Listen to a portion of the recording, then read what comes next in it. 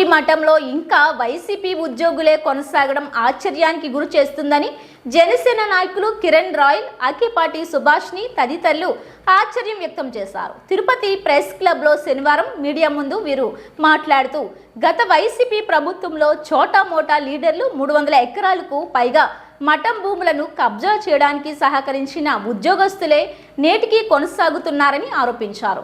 ఈ విషయాన్ని పవన్ కళ్యాణ్ దృష్టికి తీసుకెళ్తామన్నారు. శ్రీ వెంకటేశ్వర స్వామి భక్తులు మఠంకి ఇచ్చిన భూములను వైసీపీ నేతలకు మఠం ఉద్యోగస్తులు తొత్తులుగా మారి పూర్తిగా సహకరించారన్నారు. వీరిని తక్షణమే ట్రాన్స్ఫర్ చేయాలని లేదా సస్పెండ్ చేయాలంటూ డిమాండ్ చేశారు. ఈ కోణంలో వందలాది మఠం భూములు వైసీపీ వారు స్వాహా చేశారన్నారు. ఇవి ఉంటే కాలేజీలకు, విద్యా సంస్థలకు ఉపయోగపడతాయన్నారు. ఈ భూములు వెనక్కి వచ్చే వరకు జనసేన పార్టీ పోరాడుతుందన్నారు. దీనిపై సమగ్ర విచారణ చేపట్టాలని సీఎం, డిప్యూటీ సీఎంలను కలిసి పూర్తి నివేదికను అందజేస్తామన్నారు. 2019 తర్వాత జగన్మోహన్ రెడ్డి ప్రభుత్వం వచ్చిన తర్వాత ఒక 2 ఏళ్ళ తర్వాత పూర్తిగా కబ్జాలకే ఆ ప్రభుత్వం పరిమితం అయిపోయింది.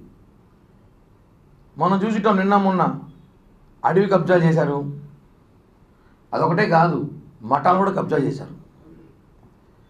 తిరుమల తిరుపతిలో వైసీపీ చోటా లీడర్, గల్లీ లీడర్ నుంచి ఢిల్లీ లీడర్ అంటే ఎంపీల నుంచి గల్లీ లీడర్ వరకు వైసీపీలో హతీరాంజీ బాబా మఠాలు భూములను 300 ఎకరాలకు పైగా దోచుకున్నారు.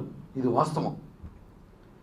వెంకటేశ్వర స్వామి భక్తితో హతీరాంజీ బాబాకి అప్పట్లో భక్తులు చెల్లించిన 1100 ఎకరాలు తిరుమల తిరుపతిలో ఇస్తే దాంట్లో గత ప్రభుత్వంలో 300 ఎకరాలు ఏకంగా ఈ జిల్లా నాయకులు, ఎమ్మెల్యేలు, మంత్రులు, చోటా గల్లీ లీడర్లు, కార్పొరేటర్లు అందరూ కూడా ఎవడి స్థాయిలో వాడు కబ్జాలు చేసుకున్నారు. చాలా బాధాకర విషయం. ఇప్పుడు ప్రభుత్వం మారిన తర్వాత 7 నెలలు అవుతా ఉంది. ఇప్పటికి కూడా అధికారులు మారినట్లేరు. ఇంకా ఆ కబ్జాదారులకే మద్దతు తెలుస్తుందని చెప్పి సమాచారం ఉంది. అనేక సమస్యలు మా దృష్టికి వచ్చాయి, జనసేన పార్టీ దృష్టికి. అనేక సమస్యలు మఠం భూముల్లో అనేకంగా ఈ ప్రభుత్వం మారిన తర్వాత కూడా మమ్మల్ని ఇబ్బంది పెడుతున్నారు, మమ్మల్ని బెదిరిస్తున్నారు. మఠంలో వాళ్ళే కంప్లైంట్లు చేస్తున్నారు, వచ్చి మమ్మల్ని ఆదుకోండి అనేసి.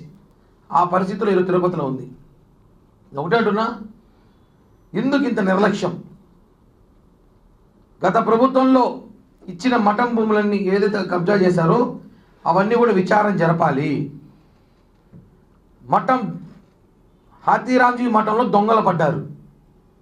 దొంగలను బయట నుంచి పడలేదు, మఠంలో వాళ్ళే దొంగలు పడ్డారు. ఆ మఠంలో పనిచేసే వాళ్ళు దొంగలుగా మారారు. వాస్తవం. ఆ భూములు స్వాధీనం చేసుకోవాల్సిన బాధ్యత వాళ్ళకు ఉందా లేదా? చేసుకోవాలి.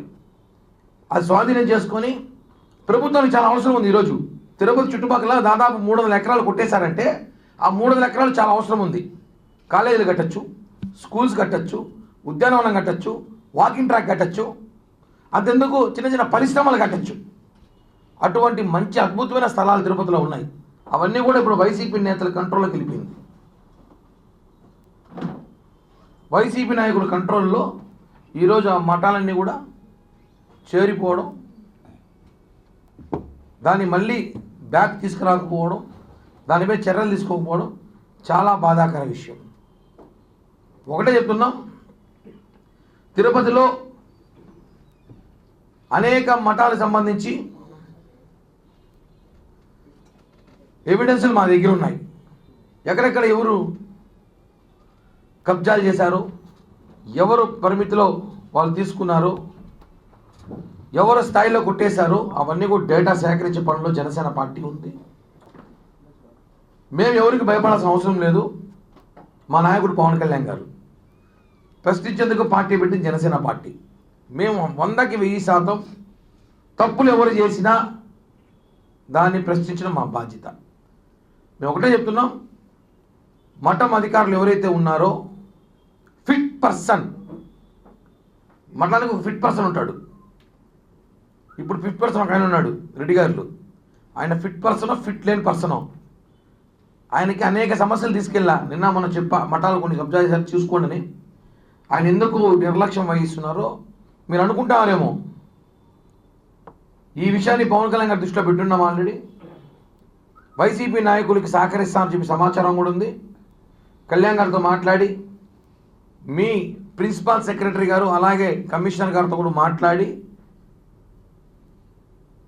ఖచ్చితంగా గత ప్రభుత్వంలో కబ్జా చేసిన 300 ఎకరాలని తీసుకొచ్చే బాధ్యత జనసేన పార్టీ తీసుకుంటుంది.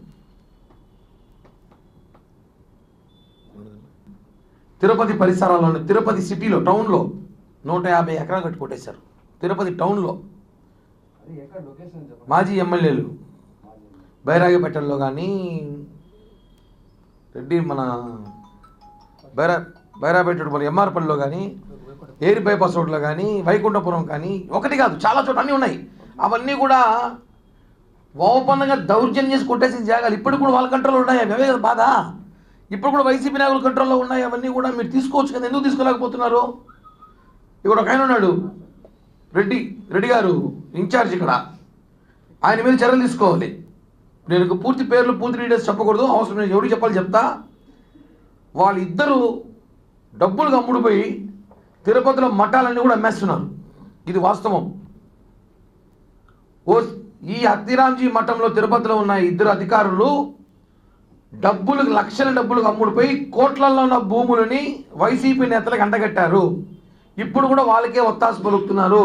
అన్ని ఆధారాలతో సహా మొత్తం తీసుకెళ్ళి అధిష్టానం దృష్టిలో పెడతా, మీ అధికారుల చేతికి ఇస్తా, మీ ఆఫీసర్ల చేతిలో పెడతా, ఉద్యోగాల నుంచి ఓడగొట్టిస్తా. ఏమనుకుంటారో అర్థం కావట్లేదు. మీరు ఉద్యోగాల నుంచి ఇంటికి పంపిస్తాను. ఇది మాత్రం గుర్తుపెట్టుకోండి. మఠం భూములు కాపాడాల్సిన బాధ్యత కాబట్టి మీకు జీతాలు ఇస్తాను ప్రభుత్వం, ఎండోమెంట్.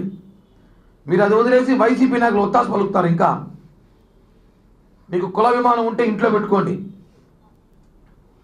ఇది మాత్రం చెప్తున్నా, కుల విమానం ఇంట్లో పెట్టుకోండి. తిరుపతిలో గత ప్రభుత్వంలో కొట్టేసిన వైసీపీ నేతల 300 ఎకరాలని ఖచ్చితంగా వెనక్కి తీసుకొచ్చి ప్రభుత్వానికి ఇవ్వాల్సిన బాధ్యత, మఠానికి ఇవ్వాల్సిన బాధ్యత మఠం అధికారులు తీసుకోకపోతే జనసేన పార్టీ తీసుకుంటుంది.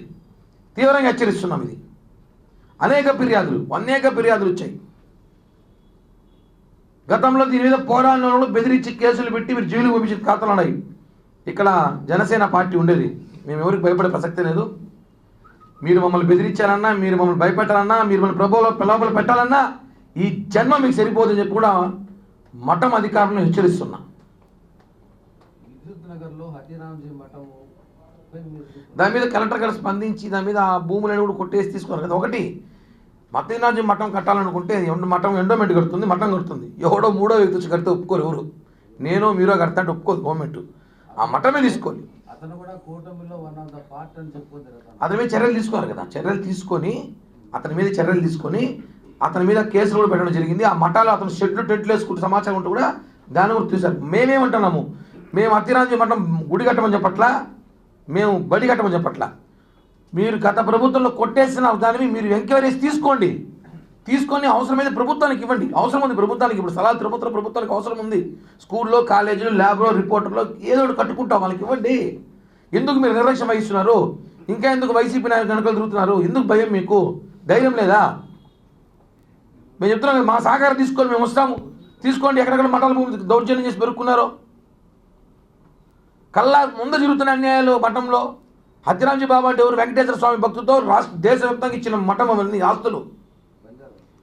దీన్ని దయచేసి రాష్ట్ర ఇష్యూ కాదు, దేశంగా ఇష్యూ చేయకండి. మళ్ళా దీని ఇంతటితో మీరు క్లోజ్ చేసి తీసుకుంటే మంచిది. లేదంటే దేశవ్యాప్తంగా ఎవరైతే అత్తిరాంజీ మఠం సంబంధించిన అత్తిరాంజీ బాబా సంబంధించిన ఉన్నారో వారసులు కానివ్వండి, వాళ్ళు మఠస్థులు కానివ్వండి, అందరినీ కూడా లాగా తీసుకొచ్చి తిరుపతిలో పెద్ద ఎత్తున చేయాల్సి వస్తుంది. అందరూ తీసుకురాకని చెప్తున్నాం. ఆ భూములకు సంబంధించి ఎవిక్షన్ జరిగినప్పుడు శివానాయక్ అనే వ్యక్తి అప్పట్లో ఫిట్ పర్సన్గా పనిచేసిన రమేష్ నాయుడు మఠం అధికారుల పైన కోర్టుకు పోయి అట్రాసిటీ కేసు పెట్టిస్తున్నారు. అధికారులు భూమిని తిరిగి తీసుకొని మఠానికి స్వాధీనం చేసే క్రమంలో అధికారులు భయాందోళనకు గురి చేసే కూడా జరిగినాయి. అదేగా చెప్తున్నా. ఇప్పుడు మీరు చెప్పే ఈ 300 ఎకరాలకు సంబంధించి అన్యాక్రాంతం అయినా కానీ కోర్టులను ఆశ్రయించి స్టేలు తెస్తుంటారు. దానిపైన మీకు తమాషా ఏమంటే కోర్టు ఆశ్రయించమని వాళ్ళే సలహాలు ఇస్తున్నారు. ఎవరు? అటు పనిచేసే అధికారులే. ఇది గొప్ప ట్విస్ట్ ఇది. ఇప్పుడు నేను 100 ఎకరాలు, నేను ఒక 50 ఎకరాలు కొట్టేశానంటే నా దగ్గర ఒక 50 లక్షలు తీసుకొని నాకు సలహా ఇస్తారు, మీరు కోర్టుకు వెళ్ళండి, ఏం కాదులే, 20,000 30,000 నేను చూసుకుంటా అంటారు. ఆ సలహాలు వాళ్ళే ఇస్తున్నారు, అదే సమస్య. కానీ అలాంటి అధికారులు ఎందుకు పెట్టుకోవాలి? పంపించేసండి. ఆ సలహాలు ఇచ్చి మటన్ జగ కొట్టే అధికారులు ఎందుకు పెట్టుకోరు? ఇంకా సలహాలు ఇచ్చి కొట్టే పంపించేసేయండి, ఎందుకు పెట్టుకోరు? అదే చేస్తాను ఇప్పుడు మేము. ఇప్పుడు ఏమంటున్నాము, మీ వల్ల చేత కాకపోతే ఫిట్ పర్సన్, అలాగే ఉన్న ఇన్ఛార్జీలు ఎవరైతే అధికారులు ఉన్నారో మీ వల్ల కాకపోతే వెళ్ళిపోండి, కూటమి ప్రభుత్వం తీసుకుంటుంది, ఎలాంటి డీల్ చేయాలో మాకు తెలుసు, కొట్టేసి 300 ఎకరాలు రావాలో మేము తెలుసు, కోర్టులో ఉన్నవి కోర్టులో తెచ్చుకుంటాం, కోర్టులో లేనివి కోర్టు రూపం చెప్పి అబద్ధంతో కొన్ని ఎకరాలు ఉన్నాయి ఇక్కడ, మేము కోర్టులో ఉన్నాం, ఇది కోర్టులో ఉంది, కోర్టు పరిధిలో ఉంది చెప్పి అబద్ధాలు చెప్తూ కూడా దొంగ నకిలీ డాక్యుమెంట్ కోర్టు పత్రాలు సృష్టించి కూడా 100 ఎకరాలు ఉన్నాయి. అవన్నీ కూడా మేము గమనించాం. కోర్టుని పేరుతో దయచేసి మఠముని ప్రజల్ని మోసం చేయొద్దని, భక్తులు మోసం చేయొద్దని ఆ అధికారులు కూడా వార్నింగ్ ఇస్తున్నాను నేను. ఇది చాలా పెద్ద స్కామ్ ఇది. అంటే మఠం భూముల కాపాడాలంటే సరైన వ్యవస్థ కావాలి. అక్కడ ఉండే సిబ్బందితో ఇంత పెద్ద ఎత్తులో ఉండే భూముల్ని కాపాడడానికి వ్యవస్థ లేదు. డిప్యూటీ కలెక్టర్ స్థాయి అధికారి మాత్రం అంటే దొంగలు బయట నుంచి పడలేదు, మఠంలో వాళ్ళే పడ్డారు. అదే అదే మానుకోమని చెప్తున్నాం. దాన్ని రిపీట్ చేయకుండా దయచేసి మీకు ఇచ్చిన ఉద్యోగం, మీకు ఇచ్చిన ఫిట్ పర్సన్, మీకు ఇచ్చిన బాధ్యతను మీరు నెరవేర్చకపోతే మేము చేయాల్సి వస్తుంది ఆ పని అని చెప్తున్నాం, హెచ్చరిస్తున్నాం. రెగ్యులర్ ఆఫీసర్ని అపాయింట్ చేసేదాన్ని చూడండి. దానికి ఖచ్చితంగా మఠం విషయం మీద లేదు. నేను ఈ 2-3 రోజుల్లో ఆల్రెడీ దీని మీద నేను ఆల్రెడీ మాట్లాడాల్సిన వాళ్ళతో మాట్లాడాను. ఖచ్చితంగా జనసేన పార్టీ ఒక సమస్యను టేకప్ చేస్తే ఎలా ఉంటుంది మీ అందరికీ కూడా తెలుసు. దీనికి పులి స్టాప్ అయితే జనసేన పార్టీ తరఫున పెడతాం. ఖచ్చితంగా దొంగతనం చేసిన, దొంగలించిన 300 ఎకరాలు పైగా ఉండొచ్చు, లోపల ఉండొచ్చు, దాని అయితే ఎంతవరకు వీలైతే అంతవరకు తీసుకొచ్చి మఠానికి అప్పగించే బాధ్యత జనసేన పార్టీ తరఫున తీసుకుంటాం. న్యాయపరంగానే పోరాటం చేస్తాం. కానీ చేతకాని అధికారులు మాత్రం చేత కాకపోతే వెళ్ళిపోండి, కానీ ఉచిత సలహాలు ఇచ్చి మాత్రం ఇబ్బంది పెట్టద్దని చెప్పి కూడా వార్నింగ్ ఇస్తున్నాం.